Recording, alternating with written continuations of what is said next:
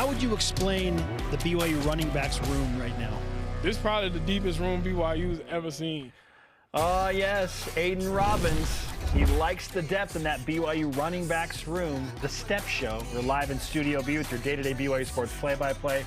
I'm Spencer Linton alongside Jerem Jordan. That was a fun conversation in the opening block, wasn't it? It was fun, and it's just a ho-hum, boring August 3rd. Like, nothing's going on, just talking fall camp.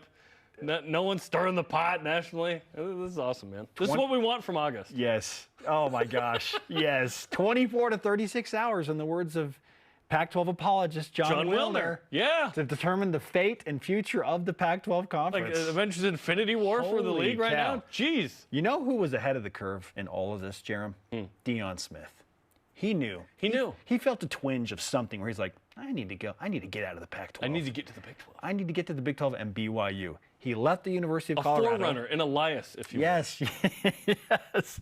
He left Colorado. He's now with BYU and essentially settles into that number 2 spot behind Aiden Robbins. Recently, I spoke with him at BYU training camp to get his thoughts on the early days of practice and how he's acclimated in Provo. One-on-one with Deion Smith. All right, Deion, let's start with what your buddy Aiden Robbins just told me, that the running backs room already has a nickname. You're calling yourselves the Step Show. How do you feel about the self-named Step Show running backs room? I love it. And, you know, just with the amount of bodies we have and everybody that's coming to step, we can have a drill team. So I'm excited. Are we going to see some perhaps social media videos of the Step Crew or Step Show? You might see a little something here and there. I love that. I also asked Aiden just about the emotions of day one of fall camp, but not just any training camp. This is your first at BYU. What makes this one different for you? It feels special. You know, I'm surrounded by great people, great teammates, great coaches. Honestly, I haven't been here longer than 3 months, but it already feels like family. So I'm excited to start this new journey and this new adventure, and I couldn't have asked to be at a better place surrounded by better people. Why is it, do you feel like in just 3 months that it feels so natural and like a family already? You know, a lot of different reasons, but for my first time coming to Provo and being here around the team, you know, immediately you can get a lot of. You join a new team, you might not make a lot of friends the first day, but the more and more you be around people, you might come accustomed to who everyone is. However, for me, my first day, I feel like I was overwhelmed with welcome because everybody was stopping and talking to me. Hey, what's up? Da-da.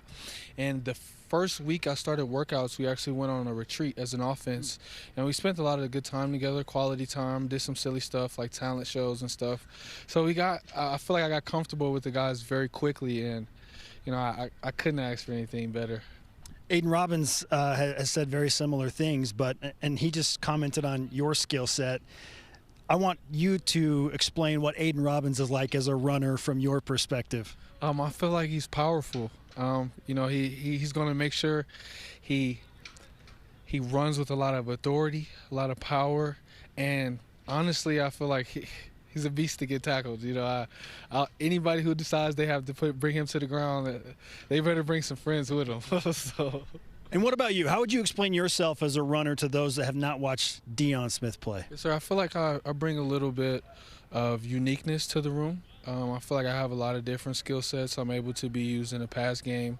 I'm good in space, my speed, being able to make guys miss and win my one-on-one battles. So for me, I feel like my uniqueness comes from just the versatility and being able to be plugged in at any point. So, what's the most important part, especially about these first few days of a training camp? Honestly, the best part about the first few days of training camp is the energy. The energy's through the roof. Once we get to day 7 and day 8, you start to see some anvils out here, you know. But, you know, I like the first few days just because it kind of sets the tempo and it sets the standard almost. So whenever you have those day 4s and day 5s, day 6s that aren't as up to par as day 1, you have an accurate measuring stick to compare to. So I like the first few days just because of the energy, the standard, and everything that was just brought out here because everybody's excited to play football again. What is the key to getting things rolling when you hit that little bit of a wall or an anvil on day 7 or day 8? Honestly, it's mentally, you know, figuring out your why, your purpose, and just being selfless. I feel like it's easier to do things for those around you than like versus yourself sometimes, because sometimes we lack that motivation. But if you look beside you and you see that you have a brother working just as hard as you, it kind of makes you like, okay, let me bring it in, let me bring it together, because if he can do it, I can do it as well. Deion Smith is with us on BYU Sports Nation. What do you like most about this BYU offense? Wow, I feel like the creativity, the explosiveness, and, you know, I feel like it's just tons of opportunities for each position. Receivers, tight ends, running backs, to do unique things. So I've never been a part of such dynamic offense before, and I feel like I couldn't be more excited to start and be under this great offense. And there's a lot of things that I've even seen Pat Mahomes do that I've seen right here in my home practice. So, you know, I'm excited, and this offense is extremely dynamic and very explosive. Okay, now you've intrigued me. When you bring Patrick Mahomes into this, and by the way, we take on his alma mater on October 21st on BYU's homecoming, right? Okay. Now, there are roughly 30 days before BYU's first game against Sam Houston State. What do you think, or where do you think BYU has to get better collectively the most to be ready for game number one? Honestly, I feel like we have to be consistent on offense. We have to get to the point to where we're consistently moving the ball down the field and scoring points. And on defense, we have to be consistently making stops, putting the ball back in the offense's hands to where we could be explosive and use that dynamic offense as our advantage.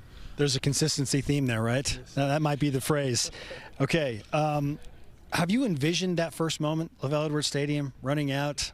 So many times. I live right here next to the stadium, so I pass by it every day, multiple times a day. So every time I pass by it, I'm just envisioning it being packed out, making my first play, getting my first touchdown in that stadium. And that's one thing I've heard about a lot, is the atmosphere in that stadium is unreal.